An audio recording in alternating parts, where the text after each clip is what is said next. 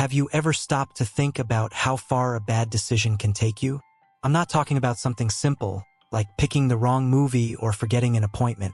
I'm talking about choices that seem small but trigger a chain of consequences you never saw coming.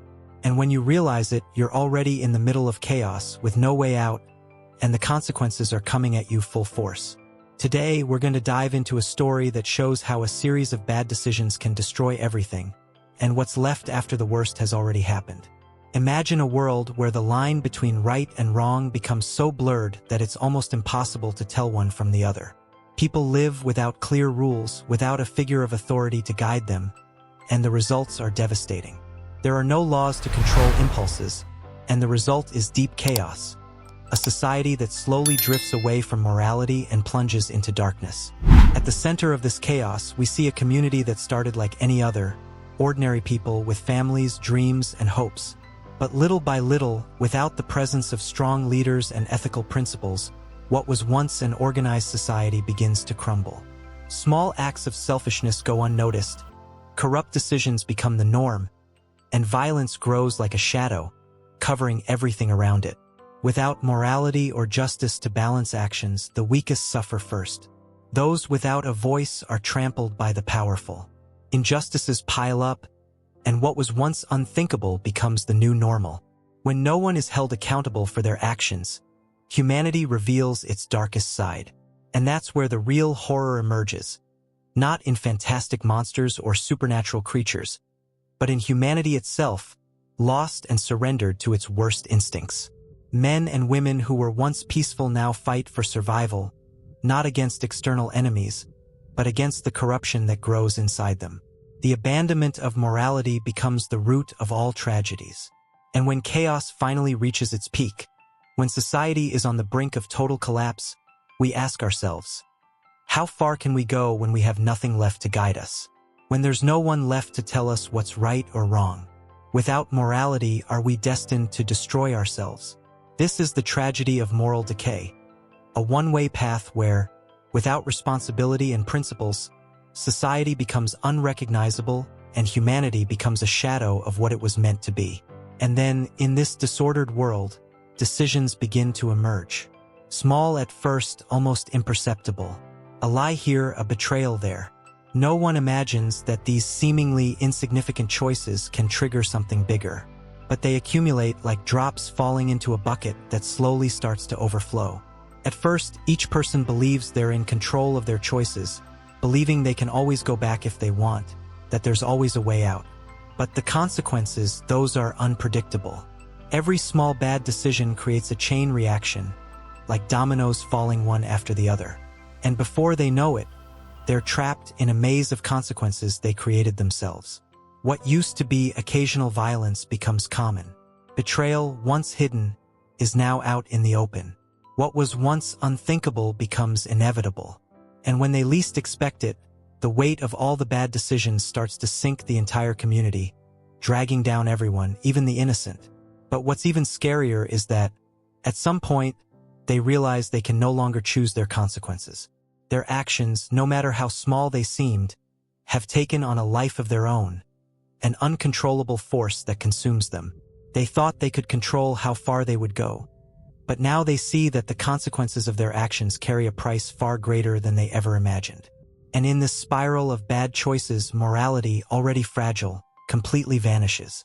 The society that was once disordered is now on the verge of total destruction. There's no turning back. The fate of the people is no longer in their hands. They are at the mercy of the consequences of their own mistakes. And this is where the real tragedy begins to unfold. The innocent, those who had no part in the bad decisions, start to pay the price. They become involuntary sacrifices, victims of a system that has spiraled out of control.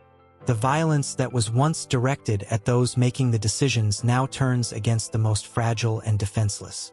The first to suffer are the women, treated as mere pawns in a brutal game, disposable in the eyes of a society that has lost any sense of dignity and respect. They are handed over, used, and sacrificed as if their lives had no value. Those who should be protected are thrown to the wolves, victims of a cruelty that grows as morality fades further and further away. This is when we see the true face of human degradation. The unjust sacrifice of the innocent reveals how corrupt a society can become. There are no more limits, no more compassion. A person's life becomes a bargaining chip in a game no one can win. And so the darkness deepens. Each act of violence against the innocent only intensifies the chaos, making it clearer that what's at stake isn't just physical survival, but the very soul of the community. Because when the vulnerable are sacrificed without hesitation, without remorse, what's left of humanity?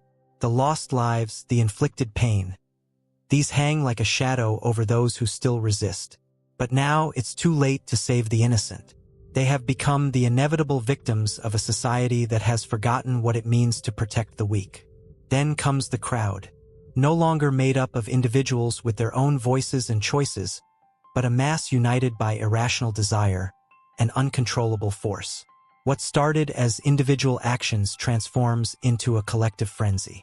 Now, together, they do what they would never have done alone. The crowd has no face, no conscience. Fueled by fear, anger, and the lack of leadership, it becomes a creature unto itself, capable of the worst atrocities. They gather in the streets, driven by blind impulses, each person emboldened by the behavior of the others. The violence grows with unstoppable force, and what once seemed extreme is now the bare minimum to satisfy their desires. The cries of reason are silenced.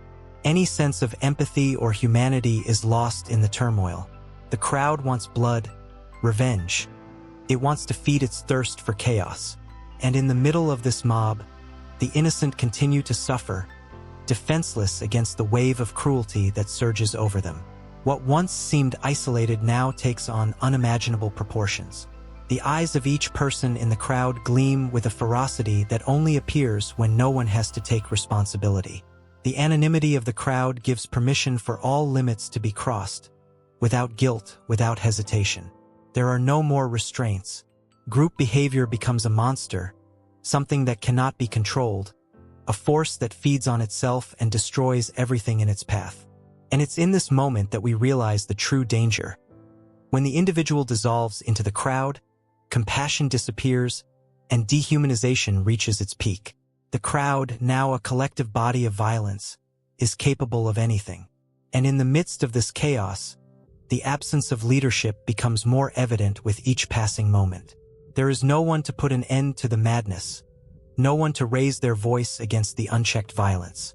Those who should be guides, the ones who should bring order and justice, are silent or have been swept away by the tide of despair. Without moral authority or a commanding voice, society is adrift. What was once an organized group of people now scatters like a wounded animal, with no direction, no purpose beyond immediate survival. Everyone does what they think is right in their own eyes, but there is no shared vision. The result? Destruction, both internal and external. And it is precisely in this absence of leadership that the worst decisions are made. When no one is there to guide, those most willing to take advantage of the situation become the voices others follow, even if that voice leads everyone into an abyss. The laws that once protected are now ignored or reinterpreted to justify the worst actions. And the people, without direction, end up following the path of violence because it seems to be the only one left. The power vacuum is filled by chaos. The order that should have been maintained by leaders disappears, and what remains is a battlefield where the weak perish and the strong become tyrants. Without someone to protect justice and morality, any notion of civilization begins to disintegrate. Now, the community that was once united by morality and a sense of justice is fragmented, each person fighting for themselves. The price of the absence of leadership is paid in blood, and the darkness that has taken over seems to have no end. In this landscape of ruin and disorder, the most visible victims are the women. Vulnerable in the midst of chaos, they become easy targets for a society that has lost any trace of morality. Without protection, leadership, or rules, their lives are treated as mere possessions, objects to be discarded according to the brutal whims of an insane mob. They are handed over, traded, and sacrificed to satisfy the insatiable appetite of a society that, in its dehumanization, has lost all sense of compassion. The cries that would have once sparked outrage are now ignored. Their suffering becomes the backdrop for the barbarism into which everyone is sinking. And that's where the tragedy deepens. In a place where human dignity has been forgotten, women are treated like bargaining chips, a way to solve the problems created by men's cruel and directionless decisions. They are no longer seen as bearers of God's image, but as objects to satisfy the basest impulses of a society that has descended into savagery. Their vulnerability exposes just how far everyone has strayed from what is just and good. Every abuse, every sacrifice, is a reminder that when a society drifts away from morality, the first to suffer are those most in need of protection. And what's even more painful is that, in the midst of this chaos, few voices rise to defend them. At this point, we realize that the true fall of a community is not only marked by violence and disorder, but by how it treats its most vulnerable. When a woman's life is treated as disposable, that society has already gone beyond salvation. And as the women suffer, the community as a whole bears the weight of its own inaction. Collective responsibility becomes unavoidable. Each person who remained silent in the face of injustice, each individual who turned away from the truth, is as much a part of the tragedy as those who committed the cruelest acts. They may claim ignorance or justify their actions or lack thereof, as if they had no choice. But the reality is that, in a collapsing society, inaction is as dangerous as action. Every time a door was closed to those in need of help, every time a voice was silenced by fear, the decay deepened. No one is truly innocent in this scenario. Those who watched from afar, thinking they were safe, now see the chaos spreading to their own doorsteps. The consequences of their choices or lack of them have caught up with them. The fate of each person is intertwined with the fate of the community as a whole, and now the weight of poor decisions falls on everyone. Collective responsibility is like an invisible burden, but one that's inevitable. Each person, by choosing not to act, contributed to the tragedy. There is no more running away.